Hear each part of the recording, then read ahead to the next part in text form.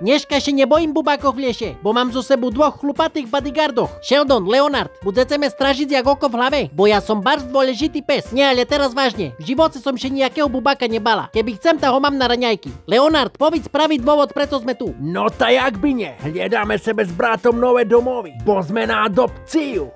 Tá co, mám horčicu v uchu? Sheldon, pozná scénu, že treba predstaviť. Rozkoš zdvojnásobená o 3, 2, 1 teraz. Ahoj, volám sa Sheldon a aj keď mi je s mojou dočasnou mamou Maťom úžasne, tak podľa svetových vedcov by mal každý pes na svete mať trvalý domov. Co ty tu splítaš samé nudné vedecké teórie? Musíš zahrať na city ľuďom, keď chceš, že by vás adoptovali. Napríklad, sme krásne huňaté plišáky. Macko Pu je oproti nám Šuvix. Dobre, Maťu, a už ich láskavo prestaň hladkať. Teraz ja som na radze. Nezapomni, ja som tvoj pravoplatný pes. Dobre, chlapci, dala som vám školenie a teraz še chytro tvárce, že ste rozkošné. Papkajce lístce, ševaľajce po trave, také ťuťuľko muťuľko. No ta ja neznám, toto še páči ľuďom. Še cítim pri tým glupo. Nie, brat môj, niečo na tom bude. Totižto, podľa najnovších výskumov vzbudzujú milé veci v ľuďoch pozitívnu emóciu. Práve preto sa teraz k tebe pritúlim. Tvár sa, že ti to je veľmi príjemné. Naše šance na adopciu sa minimálne zdvojnásobia. Och, Sheldon, či najväčší suchar, jakého poznám. Tebe adoptuje len nejaký docent. Ďakujem, presne to je môj sen. Zatiaľ si dám túto liečivú bylinu. A ja som rocker, som sebe dal piercing do nosa z ihličia. Chlapci, po takej dokrutke to bude easy monďo.